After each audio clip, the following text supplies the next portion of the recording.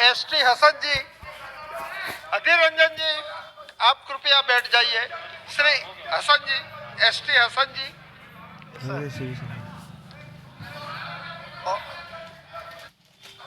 Shri ST Hasan ji, Adhir Ranjan ji, आप कृपया बैठ जाइए। श्री हसन जी, एसटी हसन जी। सर, बहुत बहुत शुक्रिया सर, आपने मुझे बजट पे बोलने का मौका दिया। बोलने दो, यही हेलो अधीर रंजन जी, विपक्ष के मित्र बोलते हैं, बोलने दो उनको। हाँ बोलिए आप। बहुत बहुत शुक्रिया सर। अनुराग जी, देखिए, महिलाओं का सम्मान करना इनको चाहिए। जब एक महिला मंत्री बोल रही थी, और अगर अमेठी की जनता की जमीन कोई हड़प गया तो वापस करने का भी आप प्रावधान ले आई। अगर अमेठी विकास से वंचित रही और स्मृति जी ने आकर विकास करवाया तो आप तो उन्हें धन्यवाद करना चाहिए। जो 5 पीढ़ियां नहीं करवा सकी और स्मृति जी आपने करवाया, आपका बहुत बहुत अभिनंदन। Thank you. Shri ST Hasan ji, आप नाउ यू कैन स्टार्ट। बहुत बहुत शुक्रिया सर, आपने मुझे इस बजट पे बहस करने का मौका दिया। मैं आपके माध्यम से कहना चाहूंगा सरकार से कि अभी हमारा देश बहुत बड़ी महामारी से जूझ रहा है और तकरीबन जूझ के निकल चुका है। 8 महीने का लॉकडाउन रहा। इस 8 महीने में कारोबार बर्बाद हो गए, नौकरियां चली गई, गरीब आदमी ने किस तरह से अपनी रोजी रोटी कमाई है मुझे और आपको सबको मालूम है। मैं ये समझता था कि इस बजट के अंदर इन हालात को देखते हुए, जहां कारोबार खत्म हो गए, नौकरियां खत्म हो गई, जहां किसान परेशान है, इनकम टैक्स की लिमिट को बढ़ाया जाता। लेकिन मुझे अफसोस हुआ ये देखकर कि इनकम टैक्स एग्जेम्पशन लिमिट को हाथ नहीं लगाया गया, उसको नहीं बढ़ाया गया।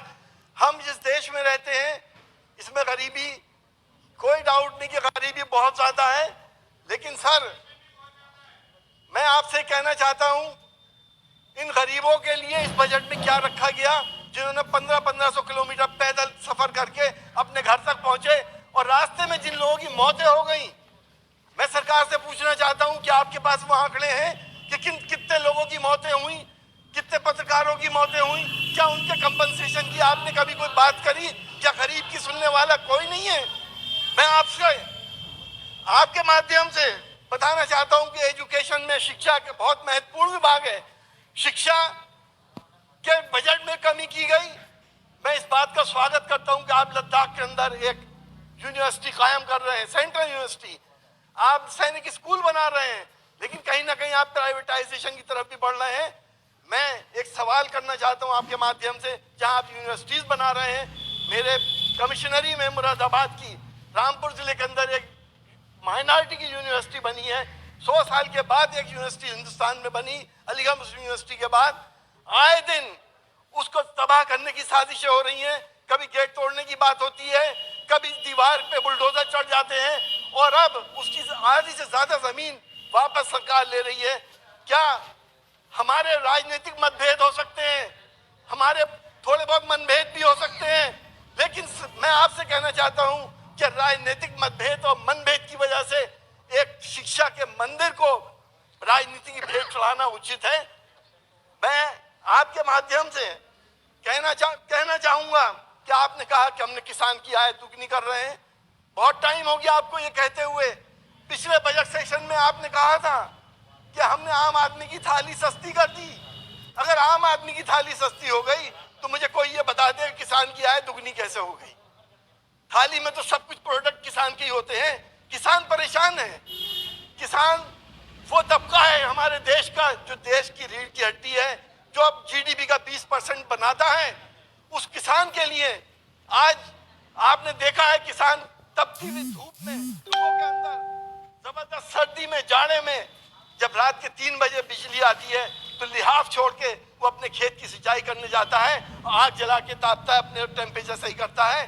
वो किसान आज अपनी फरियाद लेके दिल्ली दरबार में हाजिर होना चाह रहा था, लेकिन दिल्ली के अंदर उसके साथ क्या सलूक हुआ, बॉर्डर पे क्या सलूक हुआ, मैं और आप इसको सब अच्छी तरह जानते हैं, जिसकी वजह से आज देश की जग हसाई हो गई।